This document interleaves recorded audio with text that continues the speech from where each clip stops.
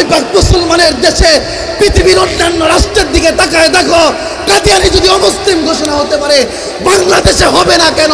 এত কিসের টাল বাহানা? কাদিয়ানি যদি তোমাদের মামু হয়, আমরা বলবো পাকিস্তান কাদিয়ানি, ওই জায়গার ভিতরে যাও, মামা বাড়িতে যাও। বাংলাদেশে কোনো প্রকার নবীর দুশ্মন আর কাদিয়ানির জায়গা বাংলার জমিনে হবে না, হবে না, হবে না। আজকে আমরা তো উম্মতটা নবীজিকে ভুলে গেছি, অথচ এই নবীজি ছোট্টবেলা থেকেই কষ্ট করে মানুষ হয়েছে। জন্ম নেওয়ার আগেই পিতাকে দেখতে পারে নাই, যখন বয়স 6 বৎসর বাবার কবর জিয়ারত করতে গিয়া যখন মাকে নিয়ে কবর জিয়ারত করতে যায়, কবর জিয়ারত করে যখন ঘুরে আসে, পথিমধ্যের ভিতরে আমেনার বুকের ব্যথা শুরু হয়ে যায়। একটু দিলটাকে নরম করে দেখেন, নবীজির মহব্বতে আপনার দিলটা নরম হয় কিনা একটু কল্পনা করে দেখেন ওই জায়গার ঘটনাটা। আমি এটাই আপনাদের দিলের ভিতরে একটু নাড়া দিতে চাইতেছি। দেখেন আপনাদের দিলের ভিতরে শয়তান আছে না নবীর মহব্বত এখনো পরিপূর্ণ আছে। যখন মা আসতেছে, আসার সময় বুকের ভিতরে ব্যথা জাগছে, বুকের ভিতরে ব্যথা জাগার পর দাসীদেরকে বলতেছে, আমার সন্তান মোহাম্মদকে একটু আমার কুলে নিয়ে আয়। মা বুঝে ফেলছে আর এক কদম সামনে যাওয়ার আর পরিস্থিতি নাই, এখানেই বুঝি আমার আলোর প্রদীপ নিভে যাবে। সন্তানকে বুকে জড়ায় ধরে বলতেছে, ও আব্বু, আসছিলা তো মায়ের কবরটা জিয়ারত করার জন্য, মায়ের বাবার কবর জিয়ারত করার জন্য, বাবার কবর জিয়ারত করতে আইসা বুঝি মাকেও হারায়া ফেললা। ও আব্বু, মায়ের কষ্ট তুমি কেমনে ভুলবা? হাই, আমি তো বলি এই ঘটনাটা চোখের সামনে আনার পর একজন মুসলমান কখনো ঠিক থাকতে পারে না।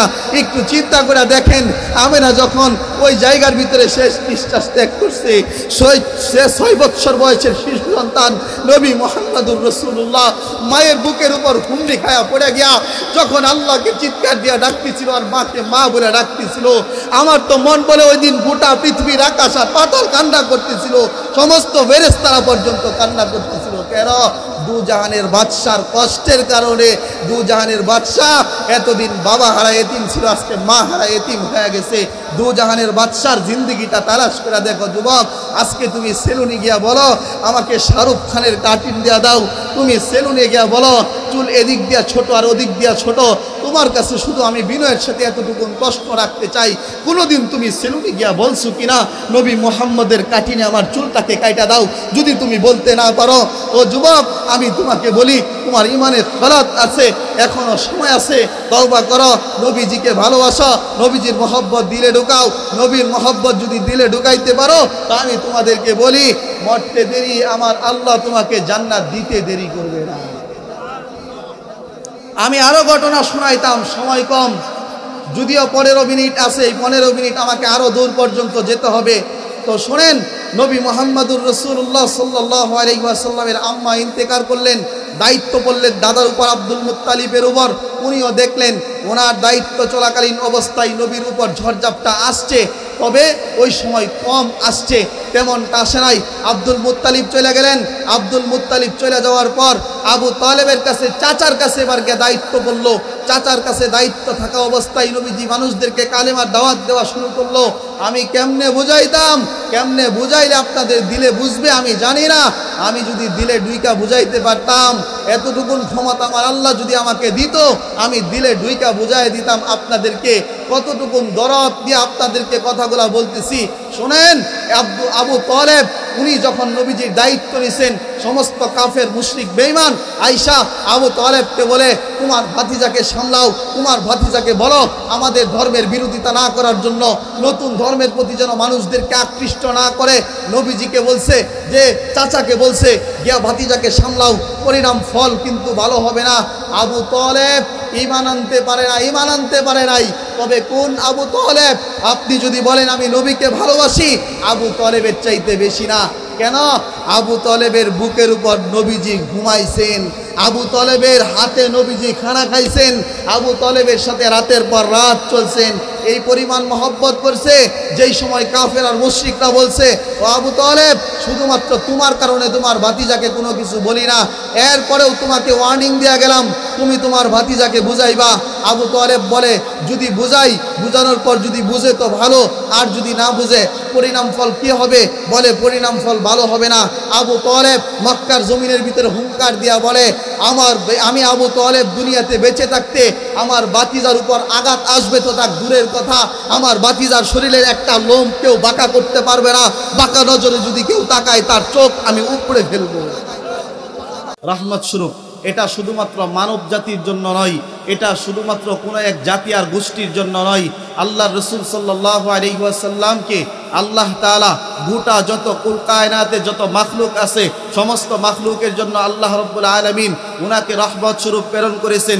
এই জন্য আমি সমস্ত মুসলমানদেরকে বলবো, ও মুসলমান, তোমার আমার নবী নবী মুহাম্মাদুর রাসূলুল্লাহ সাল্লাল্লাহু আলাইহি ওয়াসাল্লাম উনি তোমার আমার জন্য রহমত। তোমার আমার জন্য যেমন রহমত, তোমার আমার নবী মুহাম্মাদুর রাসূলুল্লাহ সাল্লাল্লাহু আলাইহি ওয়াসাল্লাম উনি পশু পাখির জন্য রহমত।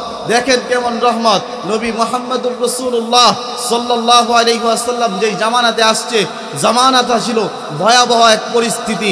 যেই জামানার ভিতরে আল্লাহকে ডাকার মতো কোনো পরিস্থিতি ছিল না। ও ভাইও, আমি তোমাদেরকে বলি, আমার কথা বুঝবার চেষ্টা করো। যেই জামানাতে নবীজি এসেছেন, জামানাটা ছিল বড় অন্ধকার আর বর্বরতার জামানা। এই জামানার ভিতরে রাসূল চিনা, আল্লাহকে চিনা, আল্লাহর পরিচয় পাওয়া অত সহজ ছিল না। পয়গম্বর ঈসা আলাইহিস সালাতু ওয়াস সালামের আগ পর্যন্ত আল্লাহ যত পয়গম্বর এবং নবী এবং রাসূল প্রেরণ করেছেন, প্রত্যেকটা নবী এবং রাসূলের ভিতরে এই পরিমাণ গ্যাপ ফালাই নাই যেই পরিমাণ গ্যাপ আমার আপনার নবী মুহাম্মদুর রাসূলুল্লাহ সাল্লাল্লাহু আলাইহি ওয়াসাল্লামের ভিতরে গ্যাপ ফালাইছেন।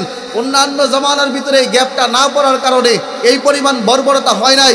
শুধুমাত্র আমাদের নবী এবং ঈসা আলাইহিস সালাতু ওয়াস সালাম দুইজন নবীর মাঝখানে ব্যাপক একটা গ্যাপ পড়ে গেছে।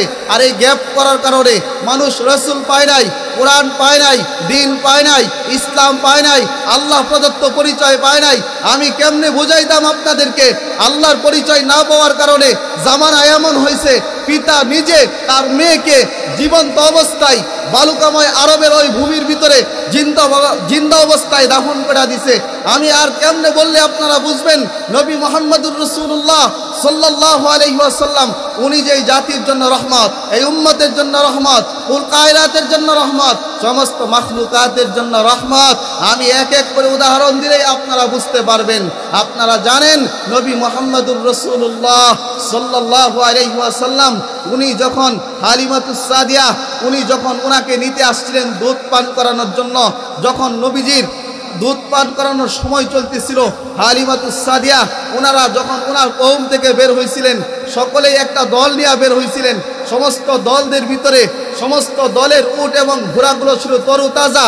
সমস্ত উষ্টি আর ঘোড়া যাই বলেন সব কিছুই ছিল এমন যে যেইগুলো দ্রুত গতিতে আগায় যায়। কিন্তু আল্লাহ তাআলার কি কারিশমা, নবী যে মাখলুকাতের জন্য রহমত, এটাই আমি আপনাদেরকে বুঝাইতে চাইতেছি। ভাই একটু বোঝার চেষ্টা করেন, দিলের কান দিয়ে কথাগুলা বুঝেন। হালিমাতুস সাদিয়া, লম্বা ঘটনা আমি লম্বা করব না। হালিমাতুস সাদিয়া উনি আসলেন, সবার পিছনে পড়লেন। আরব জাতির ভিতরে, মক্কা নগরীর ভিতরে যত দামি দামি ঘর ছিল, যত টাকাওয়ালা বাচ্চা ছিল, সমস্ত বাচ্চাদেরকে সমস্ত তার সাথীরা নিয়ে গেছে। এখন শুধুমাত্র একটা বাচ্চা আরবের ভূমির ভিতরে আছে। তো এত দূর থেকে তারা সফর করে আসছে। তাদের মাকসাদ ছিল যে একটা বাচ্চাকে দুধ পান করাবে, এখান থেকে কিছু টাকা তারা এখান থেকে উপার্জন করবে।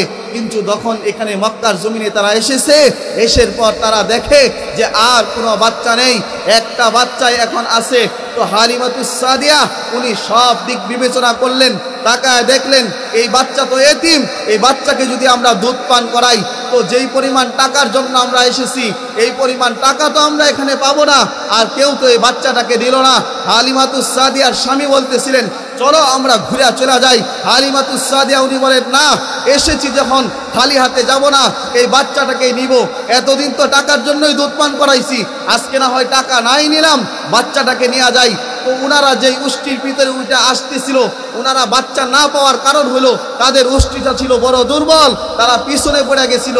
নবী মুহাম্মদুর রাসূলুল্লাহ উনি যে মাখলুকাতের জন্য রহমত, যখনই হালিমাতুস সাদিয়া আমার আপনার নবী পয়গম্বর মুহাম্মদকে কুলে নিয়ে যখন উষ্টির ভিতরে তুলছে, আল্লাহু আকবার, আল্লাহু আকবার, আল্লাহু আকবার, ইতিহাসের কিতাবগুলো সাক্ষী দেয় যখনই আমার আপনার নবী দু জাহানের বাদশাহ নবী মুহাম্মদুর রাসূলুল্লাহকে উষ্টির পিঠের উপর উঠাইছে, যেই উষ্টিটা হেলে দুলে সামনে যায় না, আরে সে বড় দুর্বল, খায় তো খায় না, তার খাবার নাই, এমন উষ্টিটা যখন আমার নবীজি উষ্টির পিঠের উপর উঠছে, উঠতে দেরি ওই দুর্বল উটকে আল্লাহ তাআলা সবল বানায় দিয়েছে। সুবহানাল্লাহ। আমার আপনার নবী কায়রাতের জন্য রহমত, মাখলুকাতের জন্য রহমত। আমি আরো একটা ইশারা আপনাদেরকে দিতেছি, মানুষের দিকে আসতেছি পরে, কিছু জীবজন্তুর ঘটনা আপনাদেরকে দেখায় দেই। আমার সময় কম, আমি আগেই বলছি, দেখেন আপনারা বুঝেন কিনা। দেখেন একটা দব দব দব, তিরমিজির হাদিসের ভিতরে আসছে বাবু দব, যেটাকে গুই সাপ, ইদানিং যেটা ভাইরাল হয়েছে সান্ডা নামে, এই একটা প্রাণী, এই একটা প্রাণী জীবিত প্রাণী না, না মৃত একটা প্রাণী রাসূলের সামনে উপস্থিত করা হয়েছে। রাসূল শুধু ইশারা করছে, রাসূলের ইশারাতেও মানুষের কপাল খুলে যায়। আজকে আমরা তো এমন এক কপাল পোড়া জাতি, রাসূলের ইশারা সবই পাইছি, রাসূলের সিনা থেকে যা ইলম উলামায়ে কেরামের সিনায় আছে সবই পাইছি, কদর করতে জানি না। হায় হায়, আমি এই মানুষকে কেমনে বুঝাই, আমি কেমনে বুঝাইলে মানুষগুলা বুঝবে? আপনাদের দিল আছে না নাই আমি জানি না, কথাটা মনোযোগ দিয়া শুনেন। এই মৃত দবকে নবীজি সাল্লাল্লাহু আলাইহি ওয়াসাল্লাম শুধু বলছে ইয়া আইয়ুহাদ দব, এতটুকুন বলতে দেরি, মৃত দব আল্লাহর রাসূল সাল্লাল্লাহু আলাইহি ওয়াসাল্লামের জবাবে বলতেছে লাব্বাইকা ওয়া সাআদাইকা ইয়া রাসূলুল্লাহ। মৃত দব রাসূলের ইশারাতে জীবিত হয়ে গেছে, রাসূলের সাথে কথোপকথন শুরু হয়ে গেছে। তিরমিজির হাদিস খুলেন, বাবের নামই কায়েম করছে বাবু দব, একটা মৃত প্রাণী রাসূলের ইশারাতে যদি জীবিত হয়ে যায়। আমি আপনি ওই নবীর উম্মত, যেই নবী আমার আপনার জন্য কান্না করছে। আপনার তো ওই নবীর উম্মত যেই নবীজি রাতের পর রাত ঘুমায় নাই। আজকে আমরা আরামদায়ক খাবার খায়া বিছানায় ঘুমায় যাই, ফজরের সময় মুয়াজ্জিন সাহেব বলে আসসালাতু খায়রুম মিনান নাওম, এটা শোনার পরেও এ পাশ আর ও পাশ করে ঘুমায়া যায়। হায় হায়, একটা বারো কি ফিকির করে দেখছেন আমার আপনার নবী দু জাহানের বাদশাহ, ওনার জিন্দেগি কত কষ্টের জিন্দেগি ছিল। আমি আপনাদেরকে শুধু ইশারা দিতেছি উনি কি পরিমাণ কষ্ট এই উম্মতের জন্য করছেন। নবী মুহাম্মদুর রাসূলুল্লাহ সাল্লাল্লাহু আলাইহি ওয়াসাল্লাম উনি যখন দুনিয়া থেকে বিদায় হয়ে যায়, আম্মা জান আয়েশা রাদিয়াল্লাহু তাআলা আনহা থেকে হাদিস বর্ণিত, উনি বলেন নবীজি যখন দুনিয়া থেকে বিদায় হয়ে যায়, বিদায় হয়ে যাওয়ার সময় 9টা ঘর অনাহারে ছিল, 9টা ঘরের ভিতরে কোনো খাবার ছিল না। আম্মা জান আয়েশা রাদিয়াল্লাহু তাআলা আনহা তিনি বলেন ঘরের ভিতরে বাতি জ্বালানোর মতো কোনো তেল ছিল না।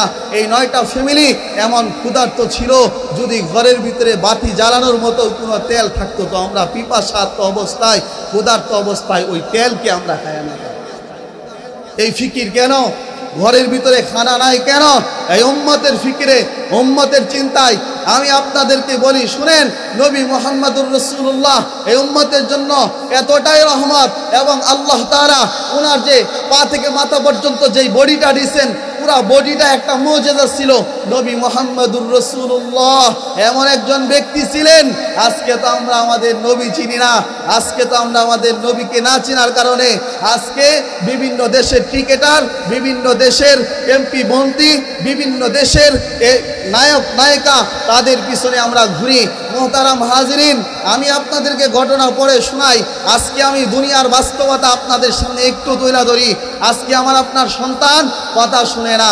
আজকে অধিকাংশ ফ্যামিলি হুজুরদের কাছে আইসা বলে হুজুর একটা তাবিজ দেন অথবা একটু পানি করে দেন, আমার সন্তান তো কথা শুনে না।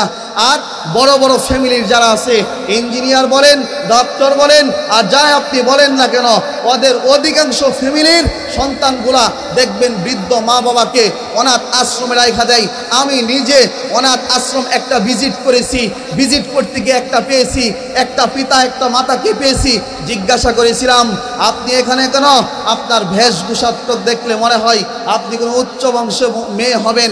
তখন বলতেছে যে হুজুর আপনার ধারণা সত্যি, আমরা সত্যিকার অর্থে উচ্চ বংশী একজন আমি মেয়ে ছিলাম, আমার স্বামীর বংশ এটাও বড় উচ্চ বংশী একটা বংশ ছিল। তাহলে আপনি এখানে কেন? এখানে আসলেন, তো আসলেন কেন আপনি এখানে? বলে আমার সন্তান গরিব হয়েছে বিধা আমাকে এই অনাথ আশ্রমে পাঠায় দিছে। বিষয়টা এমন নয়। তাহলে আপনি কেন আসছেন? আপনার সন্তান কি করে যে আপনাকে দুই বেলা দুই মুঠো খানা দিতে পারলো না? সে যদি না খায় থাকতো তাও না বুঝতাম যে মাকে না খাওয়া রাখছে, কিন্তু সে খায় বিবির সাথে, শাশুড়ি নিয়ে আর ননদ নিয়ে বড় বড় মুরগির রানটা খায়, আর বাবা আর মাকে বৃদ্ধাশ্রমে পাঠায় দেয়। বলেন তো কাহিনী একটু শুনি। মা বলছে, আমি আমার কানে শুনছি আমার সন্তান বাংলাদেশের ভিতরে বিসিএর ক্যাডার পরে একটা অফিসার, আমার সন্তান মাসে লক্ষাধিকের উপরে বেতন পায়। তো আমি মাকে বললাম লক্ষাধিকের উপরে টাকা পাই, টাকা এতই কম পড়লো যে আপনাদের খাবারের টাকাটা বললো জুটলো না। তখন মা বলল, এটা কেন হয়েছে? এখন বুঝতেছি একমাত্র নবী মুহাম্মদুর রাসূলুল্লাহর আদর্শের সাথে সম্পর্ক না করার কারণে। কথা বলেন, কথা বলেন। একমাত্র নবী মুহাম্মদুর রাসূলুল্লাহ সাল্লাল্লাহু আলাইহি ওয়াসাল্লামের আদর্শের সাথে সম্পর্ক না করানোর কারণে আজকে মা বৃদ্ধাশ্রমে যায়। অথচ নবী মুহাম্মদুর রাসূলুল্লাহ সাল্লাল্লাহু আলাইহি ওয়াসাল্লামের আদর্শের দিকে তাকান, দেখেন একজন সাহাবী উনি ঈমান আনছেন, উনার ঈমান আনার কারণে উনার মা এমন অবস্থায়, উনার মা সাহাবী ঈমান আনার কারণে সাহাবী মৃত্যুবরণ অবস্থায় ওনার মা বারবার মানুষদেরকে বলতেছে যে তাড়াতাড়ি কিছু একটা করো, তাড়াতাড়ি কিছু একটা করো, যাতে করে সাহাবীর মৃত্যুটা লাঘব হয়, সাহাবীর মৃত্যুটা যেন খুব দ্রুত হয়ে যায়। কিন্তু সে কষ্টে কাতর। হযরতে আলকামা রাদিয়াল্লাহু তাআলা আনহু ওনার ঘটনাটাই আমি আপনাদের সামনে পেশ করতেছি। এমন অবস্থায় নবীজির কাছে খবর চলে গেছে আলকামার তো মৃত্যু হয়তো হয় না, আলকামা তো অনেক কষ্টের ভিতরে আছে। দৌড়ায় গেছে, আলকামার মা কি জীবিত আছে? বলে হ্যাঁ। বলে মামলা ধরা খায় গেছে। আলকামার মাকে ডাক দাও। বলে ও আলকামার মা, নিশ্চয়ই তোমার আলকামার সাথে তোমার একটা খারাপ কোনো মুআমালাত হয়েছে, যেই মুআমালাতের কারণে আজকে আলকামার রূহ বের হচ্ছে না। ও মা, তুমি কি বলবা সেই মুআমালাতটা কি? মা একটা পর্যায়ে চোখের পানি ছেড়ে দিয়া বলে, ও নবী মুহাম্মদুর রাসূলুল্লাহ, ও শুনেন, আমি আপনাকে ঘটনা বর্ণনা করি। আমার সন্তান আলকামা কালেমা তো পড়ছে ঠিক, কালেমা পড়ার আগে একদিন আমি আমার মায়ের সাথে এমন বেয়াদবি করছে, একদিন আমাকে রাগের কারণে ধাক্কা দিয়া ফালায় দিছে, ফালায় দেওয়ার কারণে আমার কপাল থেকে রক্ত বের হয়েছে। ওই দিন আমি মা বলেছিলাম, আলকামা তোকে আমি ক্ষমা করব না। নবীজি বলছে, বাস মামলা ধরে ফেলছি, আলকামার মৃত্যু হয় না কেন? আজকে তুমি মায়ের কারণে। ও মা, যা হয়েছে তো হয়েছেই, এবার সন্তানটাকে মাফ করে দাও, শেষ বিদায় বেলা সন্তানকে মাফ করে দাও, তোমার চোখের সামনেই সন্তানটা ভালোভাবে বিদায় হোক। মা বলে, ইয়া রাসূলুল্লাহ, যতটুকুন কষ্ট আমার দিল ওই দিন লেগেছিল, আজও পর্যন্ত সেই কষ্টটা আমার দিলের ভিতরে আছে, আমি কেমনে বুঝাইতাম? মা বলতেছে, না আমি আমার সন্তানকে মাফ করব না। নবীজি বলতেছেন সাহাবায়ে কেরামদেরকে, যাও তাড়াতাড়ি কিছু লাকড়ি সংগ্রহ করো, আলকামাকে জীবিত অবস্থায় পোড়ায় দাও। এবার মায়ের দিলের ভিতরে একটা মায়া জন্মায় গেছে। ও রাসূল, আজকে আমি মা দুনিয়াতে জীবিত আছি, আর আমার চোখের সামনে আপনি আমার সন্তানটাকে জ্বালায় দেওয়ার কথা বলতেছেন। তো নবী বলে, আজকে তুমি তোমার সন্তানকে দুনিয়ার আগুনে পুড়তে দেখতে ভয় পাইতেছ, কিন্তু তুমি যদি তাকে মাফ না করো, এমত অবস্থায় যদি সে কবরে যায়, তখন তো জাহান্নামের আগুন লেলিহান শিখায় তাকে পাকড়াও করবে, তখন তাকে কে বাঁচাবে? বুঝা আসছে মার? এই কথা বলার সাথে সাথে মা বলছে, ইয়া রাসূলুল্লাহ, আমি আল্লাহকে সাক্ষী রাখলাম, আপনাকে সাক্ষী রেখে বললাম, আমি আমার আলকামার সমস্ত দোষ ত্রুটিগুলো মাফ করে দিলাম। এই কথা বলতে দেরি, হযরতে আলকামা কালেমা পড়তে পড়তে দুনিয়া থেকে যাইতে দেরি করে না। নবীর শিক্ষা, মায়ের সাথে বেয়াদবি করবা সন্তান, কোনোদিন সুফল পাবা না। হ্যাঁ, দুনিয়াতে ভালো থাকতে পারবা, পরকাল অন্ধকার। আমি যেই কথা বলতেছিলাম, আমার আপনার নবী মুহাম্মদুর রাসূলুল্লাহর 3.5 হাত বডিটার ভিতরে আল্লাহ এমন কিছু মিষ্টি আম্বরের ঘ্রাণ দিয়া দিছেন, যেটা নবীজি দুনিয়াতে আসার আগেই আল্লাহ এটাকে একেবারে প্রকাশ করে দিছেন, এইগুলাকে আউট করে দিছেন। আজকে যুবক সন্তান, তোমাদেরকে বলি, তোমরা পরীক্ষার হলে বসার আগে নেটে সার্চ দাও, কালকের প্রশ্নটা নেটে আউট হয়েছে কিনা। আউট যদি হয় তো ঈদের দিনের চাইতেও তোমাদের বড় খুশি লাগা যায়। নবী মুহাম্মদুর রাসূলুল্লাহ ওনার শরীরের, ওনার জিসিমের মুজিজাগুলো আমার রব উনি দুনিয়াতে আসার আগে আউট করে দিয়েছেন। যখন উনি ওনার মায়ের পেটে, আরবদের বিধবা মহিলাদের রেওয়াজ হলো মহিলারা কখনো সুগন্ধি ব্যবহার করতে পারবে না, কিন্তু আমেনা ঘর থেকে বের হয় না। কেন বের হয় না? রাস্তাতে গেলে সুগন্ধি মদ হয়ে যায়, যেখানেই যাই সেখানেই সুগন্ধি।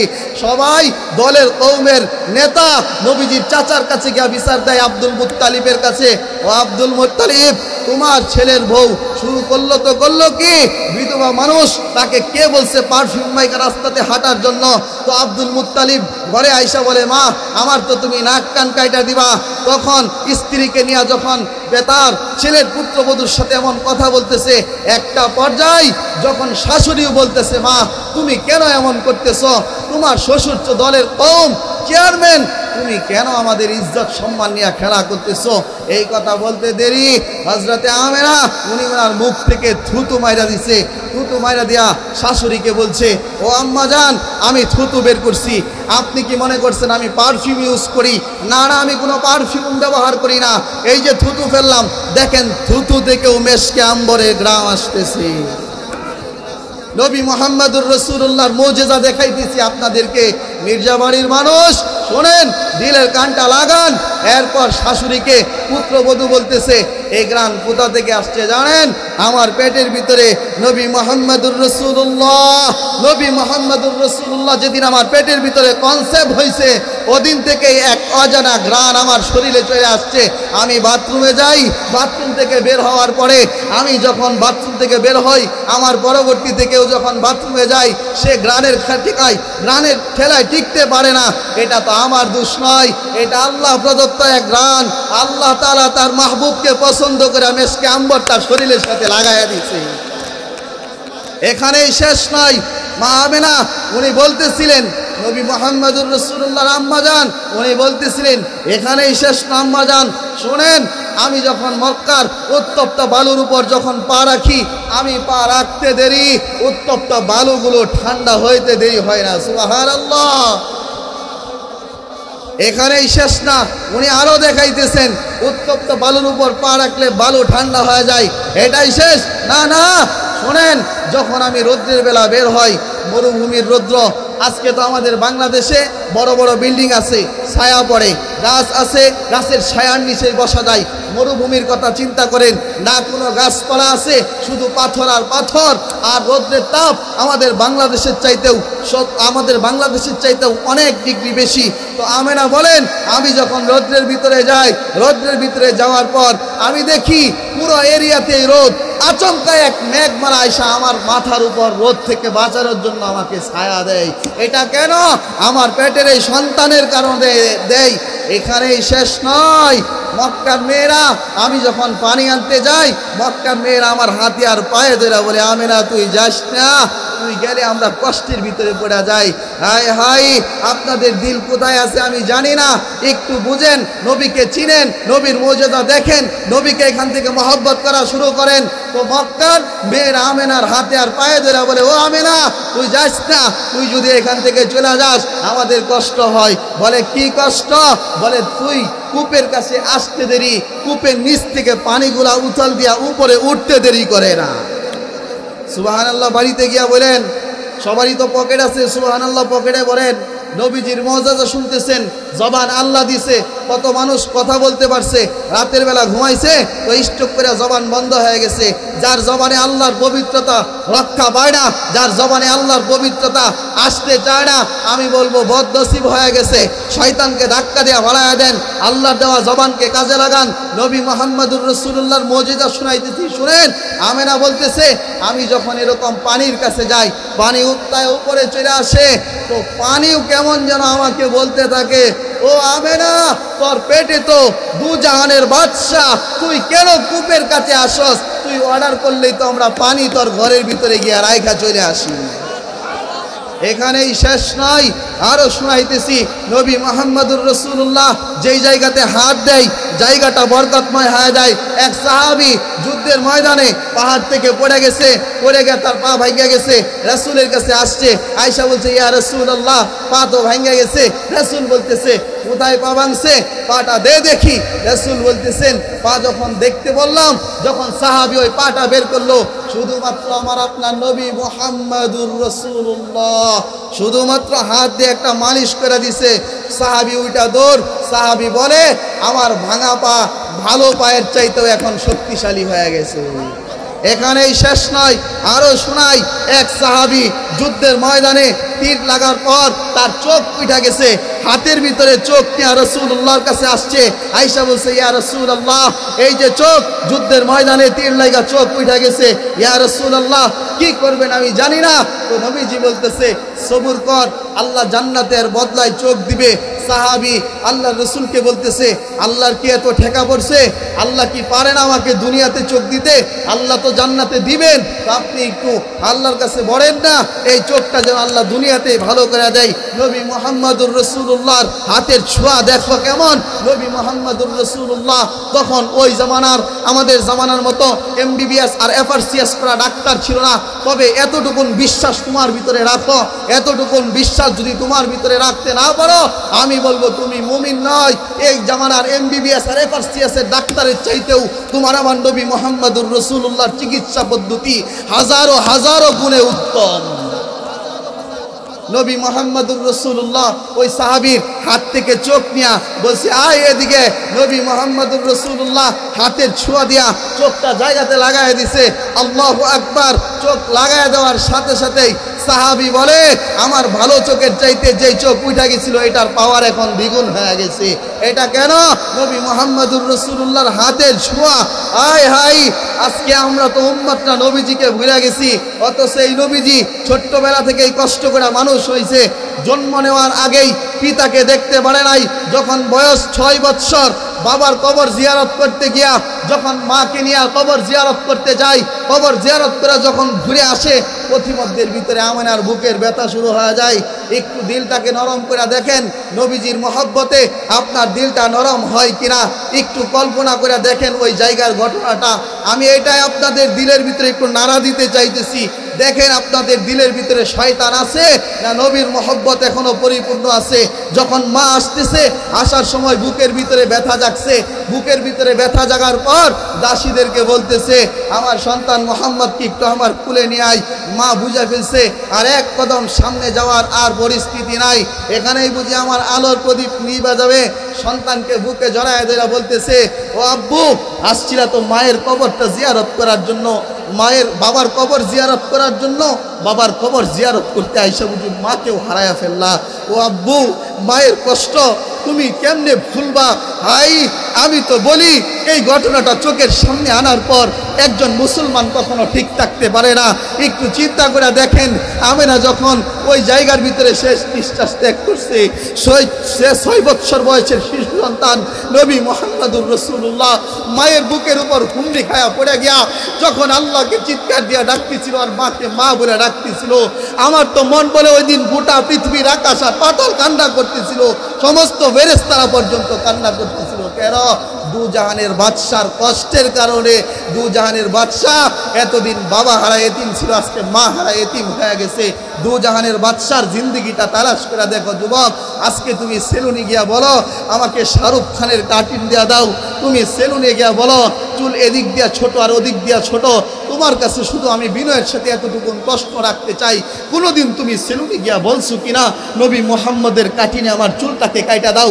যদি তুমি বলতে না পারো, ও যুবক আমি তোমাকে বলি তোমার ইমানে গলত আছে, এখনো সময় আছে, তওবা করো, নবীজিকে ভালোবাসো, নবীজির মহব্বত দিলে ঢুকাও। নবীর মহব্বত যদি দিলে ঢুকাইতে পারো তা আমি তোমাদেরকে বলি মরতে দেরি আমার আল্লাহ তোমাকে জান্নাত দিতে দেরি করবে না। আমি আরো ঘটনা শোনাইতাম, সময় কম, যদিও 15 মিনিট আছে। এই 15 মিনিট আমাকে আরো দূর পর্যন্ত যেতে হবে। তো শোনেন, নবী মুহাম্মদুর রাসূলুল্লাহ সাল্লাল্লাহু আলাইহি ওয়াসাল্লামের আম্মা ইন্তেকাল করলেন, দায়িত্ব পড়লেন দাদার উপর আব্দুল মুত্তালিবের উপর। উনিও দেখলেন ওনার দায়িত্ব চলাকালীন অবস্থায় নবীর উপর ঝড়ঝাপটা আসছে, তবে ওই সময় কম আসছে, তেমনটা আসে নাই। আব্দুল মুত্তালিব চলে গেলেন।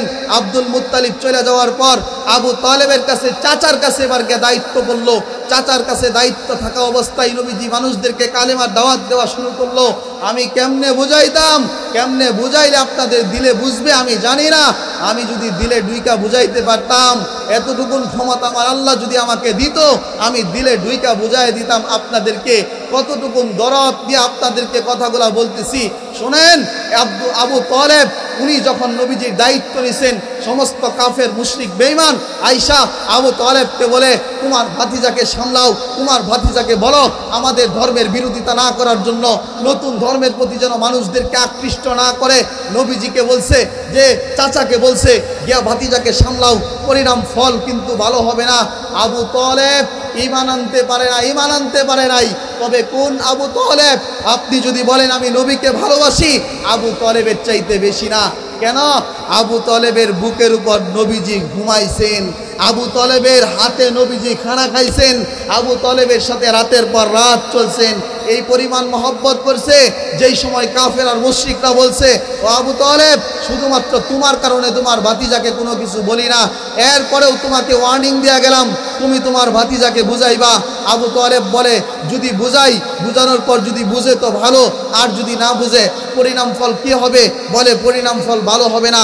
আবু তালেব মক্কার জমিনের ভিতরে হুঙ্কার দিয়া বলে আমি আবু তালেব দুনিয়াতে বেঁচে থাকতে আমার ভাতিজার উপর আঘাত আসবে তো তার দূরের কথা, আমার ভাতিজার শরীরের একটা লোম কেউ বাঁকা করতে পারবে না, বাঁকা নজরে যদি কেউ তাকায় তার চোখ আমি উপড়ে ফেলবো। আবু তালেবের হুঙ্কার। আবু তালেব এভাবেই নবী মুহাম্মদুর রাসূলুল্লাহকে তার বুকের ভিতরে আগলায় ধরে রাখছেন। হাঁটি হাঁটি পা পা করে আমাদের নবীজি আস্তে আস্তে চললেন।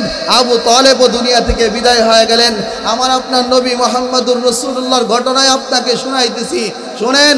আমার আপনার নবী উনি হাসরের মাঠে যখন আমি আপনি পেরেশান আর বেকার অবস্থায় থাকবো, তখন কে বাঁচাবে, কে সুপারিশ করবে আমাকে আপনাকে, কে হাউজে কাউসারে নিয়ে যাবে, মিজান পুলসিরাত, এই জায়গাগুলোকে যাতে করে সহজভাবে পাড়ি দেওয়া যায়। এই ফিকির কার? কোন নবী উম্মতের জন্য কতটুকুন করছে আমি জানি না, তবে আপনাদেরকে আমি এতটুকুন জানায় দেই, আমার আপনার নবী এই উম্মতের জন্য কতটুকুন ফিকির করছে। এই উম্মতের জন্য নবীজি সেজদার পর সেজদাতে হাত কাটায় দিছে, দাঁড়ানো অবস্থায় এমনভাবে তিলাওয়াত শুরু করছে, পা মুবারক ফুইলা এমন মোটা হয়ে গেছে।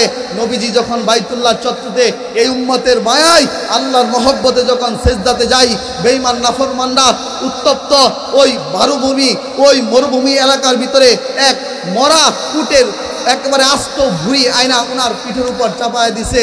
আমি আপনাদেরকে বলতে চাই, কুরবানির সময় গরুর একটা সামান্য ছোট্ট একটা ভুঁড়ি আমরা কতভাবে ধরে নেই, একজনে নেওয়া যায় না, কয়েকজনে ধরে নিতে হয়। সেখানে একটা উটের বাস্তব ভুঁড়ি নবীজির পিঠের উপর দেওয়া। এই যে নবীজি এই কষ্টগুলা করলো, কেন করলো? এই উম্মতের জন্য করলো।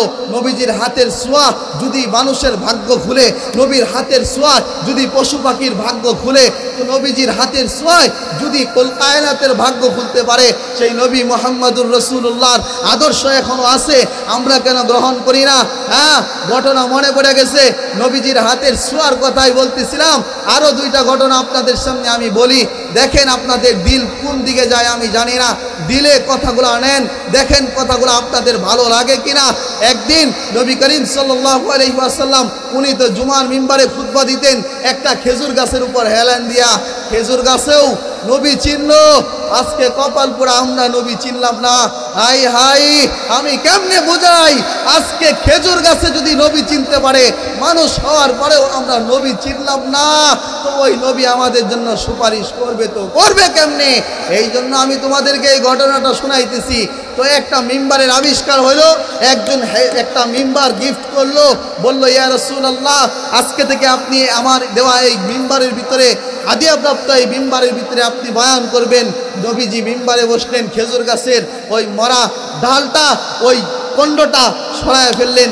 একদিন নবীজি মসজিদে নববীতে বসা আলোচনা করতেছে, নামাজ পড়াইতেন, হঠাৎ করে কান্নার আওয়াজ। সমস্ত সাহাবায়ে কেরাম একজন আরেকজনের চোখের দিকে তাকায় দেখে, আরে কে কাঁদে? সবার চোখ আর মুখ দেখা শেষ, কেউ তো কাঁদে না। সবাই খুঁজতেছে, পিছনে তাকায়, ডানে তাকায়, সামনে তাকায়, পিছনে তাকায়, কান্না তো কেউ খুঁজে পায় না। এবার নবী মুহাম্মদুর রাসূলুল্লাহ উনাকে জানায় দিছে কে কাঁদে? আরে মানুষ না, না, এতদিন যেই খেজুর গাছের উপর হেলান দিয়া নবীজি খুতবা পড়তো, আজকে সেই খেজুর গাছকে সরায় দেওয়ার কারণে নবীর মহব্বতে খেজুর গাছ ছোট্ট শিশুর মতো বাচ্চাদের মতো কান্না করা শুরু করছে।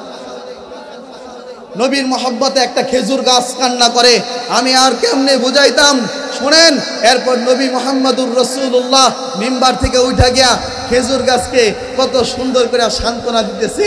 সন্তানটায় হাত বুলায়া দেয়, শরীরে হাত বুলায়া দেয়, হাত বুলায়া দেয়া যখন সান্ত্বনা দেয়, আমার আপনার নবী মুহাম্মদুর রাসূলুল্লাহ উনি এমন সান্ত্বনা দিতেছিলেন খেজুর গাছকে, বলতেছিলেন তুই কাঁদিস না, আমি যদি আমার রবের কাছে দোয়া করি, তুই মরা খেজুর গাছ তো কি হয়েছে, আমার হাতের ইশারাতে যদি মৃত দব উইচা কথা বলতে পারে, আমার হাতের ইশারাতে যদি কুল কায়নাতের বরকত আমার আল্লাহ দিয়া রাখতে পারে, তা আমি তোর জন্য যদি এই বরকতি হাত দিয়ে আল্লাহর কাছে চাই, তো আমার আল্লাহ তোর এই মৃত খেজুর গাছের ভিতরেও ফল দেওয়া শুরু করবে।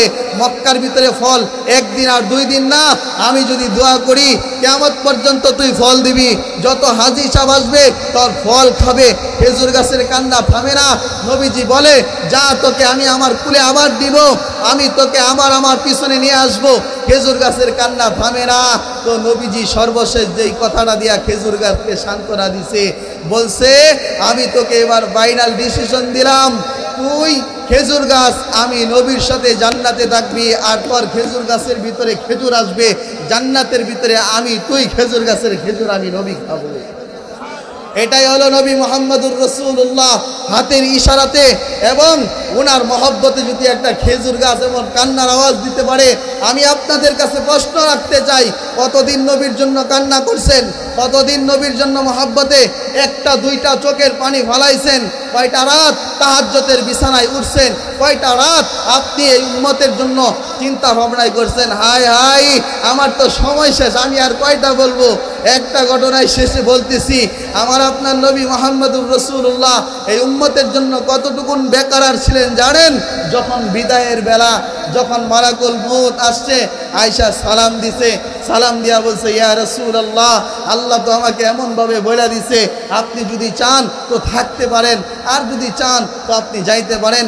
নবীজি শোয়া অবস্থায় আম্মাজান আয়েশা রাদিয়াল্লাহু তাআলা নার উরুর উপর শোয়া অবস্থায় তখন বলতেছিল, আইনাল জিব্রাইল, আমার ভাই জিব্রাইল কোথায়? মুহূর্তের ভিতরে জিব্রাইল আসে, জিব্রাইলকে বলে মালাকুল মউত। তো আয়েশা বলতেছে আমার নাকি সময় শেষ। তো জিব্রাইল যখন আসছে, জিব্রাইলের চোখেও ছিল পানি আর মুখে ছিল কান্নার আওয়াজ। নবীজি বলে, ও জিব্রাইল, তোমার চোখে পানি তো পানি কেন, তুমি কেন কাঁদো? জিব্রাইল, তোমার কান্নার কারণ কি? স্বয়ং জিব্রাইল বলতেছে, ইয়া রাসূলুল্লাহ, আমি বুঝি এলপিআরে চলে যাইতেছি। আমার তো এতদিন মালিকের সাথে একটা ভালো সম্পর্ক ছিল, দুনিয়াতে নবী ছিল, রাসূল ছিল, ভালো ভালো জায়গাতে আমি যাইতাম, নবীদের কাছে ওহী নিয়ে আসতাম। আপনার পরে আর কোনো নবী পৃথিবীতে আসবে না, আপনি তো খাতামুন নবিয়্যিন। মা কানা মুহাম্মাদুন আবা আহাদিম মির রিজালিকুম ওয়ালাকিন রাসূলুল্লাহি ওয়া খাতামান নবিয়্যিন। আপনার মাধ্যমে রব খতমে নবুয়তের মোহর লাগায় দিতেছেন, আর কোনো নবী আসবে না। আমি এলপিআরে চলে যাইতেছি, আর তো আপনার সাথে সাক্ষাৎ হবে না ইয়া রাসূলুল্লাহ। এই বিচ্ছেদেই তো আমি কান্না করতেছি। তো নবী মুহাম্মদুর রাসূলুল্লাহ উনি ওনাকে ইশারাতে বললেন, বুখারীর হাদিস, উনি ইশারাতে বললেন, তুমি তো আল্লাহর কাছে আর পাশেই থাকো, তুমি কি বলো, তুমি কি দেখে আসলা? তখন বলতেছে, জিব্রাইল রাসূলকে ইশারাতে বলতেছে, আমি তো আল্লাহর কাছাকাছি থাকি, আল্লাহ ওদের আগ্রহ নেয়া আপনার মোলাকাতের অপেক্ষায় আছে। তো নবী বলেন, আল্লাহ তাআলার যা ইচ্ছা আমারও তা ইচ্ছা, তবে যাব যে আমি যাব, আমার উম্মত তো নাফরমান হবে, আমার উম্মত তো জিনাখোর হবে, আমার উম্মত তো সুদখোর হবে, আমার উম্মত তো বেনামাজি হবে, আমার উম্মত তো এমন কাজে লিপ্ত হবে যেই কাজের কারণে এমনভাবে আল্লাহর আযাব আসবে, একটা উম্মত তো বাঁচার কথা না। তো আমি এই আশঙ্কায় সর্বশেষ আমার রবের কাছ থেকে এই ঘোষণাটাই শুনতে চাই, আমি চলে যাব তো যাব, আমি চলে যাওয়ার পরে আমার এই উম্মতের দায়িত্বের ভার কে নিবে? সঙ্গে সঙ্গে জিব্রাইল চলে যায় আরশে আজিমে, আল্লাহর সাথে কথোপকথন কইরা আবার চলে আসে।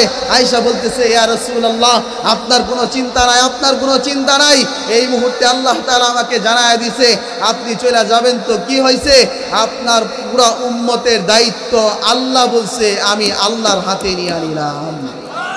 মোহতারাম হাজিরিন, যেই উম্মতের দায়িত্ব স্বয়ং আল্লাহ নিয়ে নিছে, সেই উম্মতের দায়িত্ব এভাবে আসছে, বিদায় বেলা যেখানে মৃত্যুর সাকরাত যখন শুরু হয়, মানুষ তার বাবাকে বলে, বাবা আসো, আমি তোমাকে একটু শেষ বিদায় বেলা দেখে নেই। মাকে ডাকে, বলে আসো, বিবিকে নসিহত করে, সন্তানকে বিভিন্ন নসিহত করে, কিন্তু একটু দিল কি নাড়া দেয় না। বিদায় বেলায় তোমার আমার নবী তখন কি বলে? বউয়ের কথা না, আহলিয়াদের কথা বলে না, সন্তানদের কথা বলে না, ওই সময়ও বলে আমার উম্মত, আমার উম্মত, আমার উম্মত। উম্মতের ফিকিরেই তো নবী তার জীবনটা কাটায় দিলেন। এখানেই তো শেষ না। আরে শোনেন, নবী মুহাম্মদুর রাসূলুল্লাহ হাসরের মাঠ যখন কায়েম হয়ে যাবে, সর্বপ্রথম আমার আপনার নবী দুজাহানের বাদশাহ নবী মুহাম্মদুর রাসূলুল্লাহ সাল্লাল্লাহু আলাইহি ওয়াসাল্লামকে কবর থেকে যখন তুলবেন, উনি তো প্রথম উঠবেন। উঠার পর উনি যখন ডানে বামকে কাউকে দেখতে পাবেন না, উনি বলবেন জিব্রাইল আমার উম্মত কোথায়? বলে সর্বপ্রথম তো আপনাকেই তুলছি, আপনি তো প্রথম উঠছেন। তো নবী বলবেন জিব্রাইল তুমি কি আমাকে সান্ত্বনার বাণী দিতেছ? আমার উম্মত কি জাহান্নামের কোণায় পৌঁছে গেল? উনি তখন বলে ইয়া রাসূলুল্লাহ, আল্লাহর সিফাতি নামের কসম করে বলি আপনি প্রথম উঠছেন, আপনার উম্মত যায় না। হাসরের মাঠে আজকে আমরা চেয়ারে বসে বয়ান করি, আমার আপনার নবী দুজাহানের বাদশাহ নবী মুহাম্মদুর রাসূলুল্লাহ, ওনার জন্য আল্লাহ তাআলা মাকামে মাহমুদ নিয়ে আসবেন, বলবেন বন্ধু বসেন, আজকে আমি আহকামুল হাকিমিন বিচারের জন্য যখন সিংহাসনে বসবো, আমার পাশেই থাকবে মাকামে মাহমুদ, আপনি দাঁড়ায় থাকবেন কেন? আপনি বসেন, কারণ হাসরের মাঠের বিজয়ের পতাকা আল্লাহ বলছেন নবীর হাতে তুলে দিবেন। তো নবীজি বসতে চাইবেন না, নবীজি বসতে চাইবেন না, আল্লাহ তাআলা বারবার বলবেন ইয়া রাসূলুল্লাহ বসেন না, বসেন না। নবীজি যখন দেখবেন আল্লাহ বারবার বলতেছেন, আল্লাহর কথা কিভাবে অমান্য করা যায়, আল্লাহর কথা রাখতে গিয়া মাকামে মাহমুদের ভিতরে উনি হাত রাখবেন, পুরোপুরি বসবেন না। আল্লাহ বুঝা ফেলবেন উনি কেন এমন করতেছেন। তারপরে উনি ওনার জবান দিয়ে শুনতে চাচ্ছেন, কারণ ওনার বন্ধু তো, ওনার মাহবুব তো, উনি তো ওনার প্রেমে দিওয়ানা। হাসান ইবনে সাবিত উনি বলেন যে নবীজির ব্যাপারে এক মজলিসে আলোচনা হইতেছিল, এক একজন এক একভাবে বলতেছিল নবীজিকে আল্লাহ কেমন সুন্দর করে বানাইছে। হাসান ইবনে সাবিত নবীজিকে বলতেছে ইয়া রাসূলুল্লাহ যদি অনুমতি দেন একটা কথাই আমি বলতে চাই। সবাই তো অনেক কিছু বললো, আমার কথাটা একটু শুনেন। বলে বল। বলে আল্লাহ আপনাকে কেমন করে বানাইছেন জানেন? আল্লাহ তো আমাদের সবাইকে আল্লাহর মতন করে বানাইছেন, কিন্তু আল্লাহ আপনাকে বানাইছেন, আপনি আপনাকে যেমন চাইছেন আল্লাহ আপনাকে তেমন করে বানাইছেন। নবী মুহাম্মদুর রাসূলুল্লাহর জবান থেকে শুনবেন, বন্ধু বসো না কেন মাকামে মাহমুদে। এবার আমার আপনার নবী করণ সুরে উনি আমার আপনার চিন্তা করে বলতেছে, ওগো আল্লাহ মাকামে মাহমুদে যদি আমি বসি, আর এই মাকামে মাহমুদ যদি উইরা গিয়া জান্নাতে চলে যায়, আমি নবী একা জান্নাতে থাকবো, আমার উম্মতের কি হবে? উম্মতকে কে বাঁচাবে? জাহান্নামের ফয়সালা হলে উম্মতকে জাহান্নাম থেকে কে বাঁচাবে? মিজানে ওজন দেওয়া হবে আমলগুলাকে, আমল যদি হালকা হয় ওজনদার কে করবে? পুলসিরাত পুলের ভিতরে গিয়ে আমার উম্মত যদি পুলসিরাত পিছলা খায়া ওই জাহান্নামের তলদেশে পড়ে যায়, আমার উম্মতকে ওইখান থেকে কে বাঁচাবে? ইয়া আল্লাহ আমি কেমনে বসি, কেমনে বসি? আল্লাহ বলবেন আমি বুঝতেছিলাম তুমি এটাই বলবা।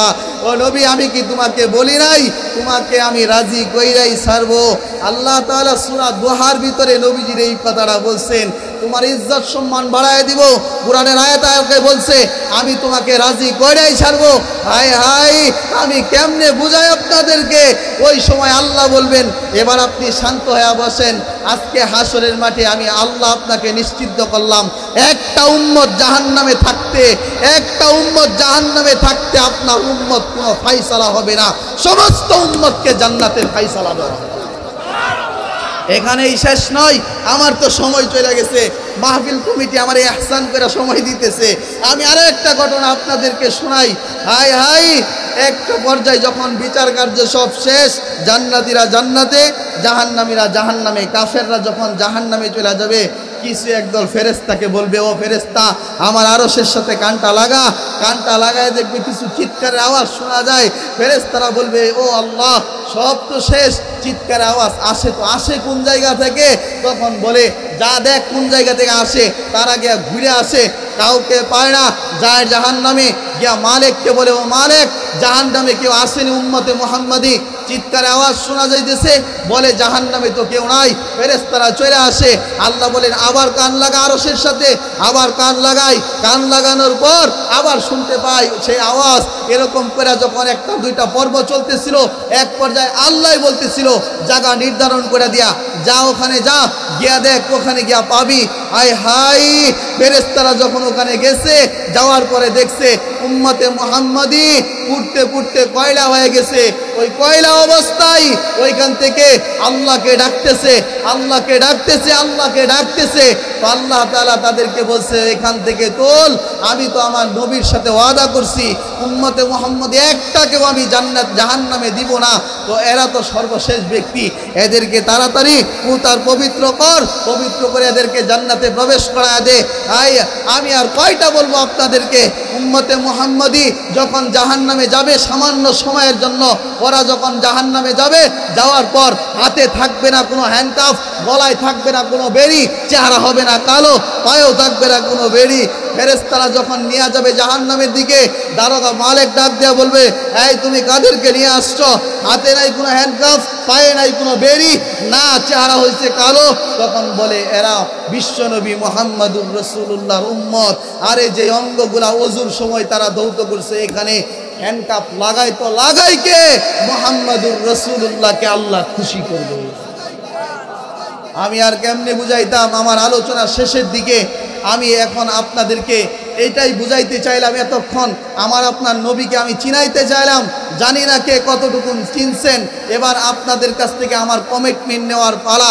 আজকে সেই নবীর উপর ইজ্জতের উপর আঘাত আসে, আজকে সেই নবীকে নিয়ে গালি দেয়, আজকে সেই নবীর কোরআন নিয়ে কথা বলে, আজকে সেই নবীর দান দান মুবারক শহীদ হওয়া দিন নিয়ে কেউ কথা বলে। নবীর কপাল ফাইটা রক্ত বের হয়েছে, সেই রক্ত বের হওয়া দিন নিয়ে আজকে মানুষ প্রশ্ন তুলতে চাই।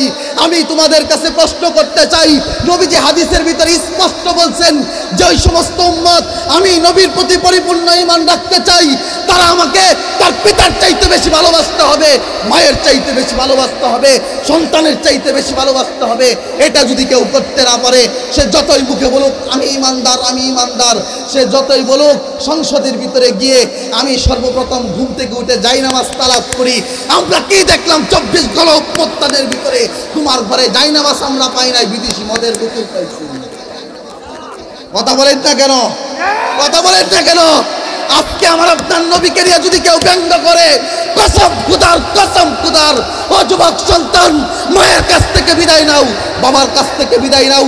স্ত্রীকে বলো রঙিন স্বপ্ন বাদ দাও, বিধবা হয়ে যাও। কেন? নবী মুহাম্মদুর রাসূলুল্লাহর ইজ্জত হিফাজতের জন্য।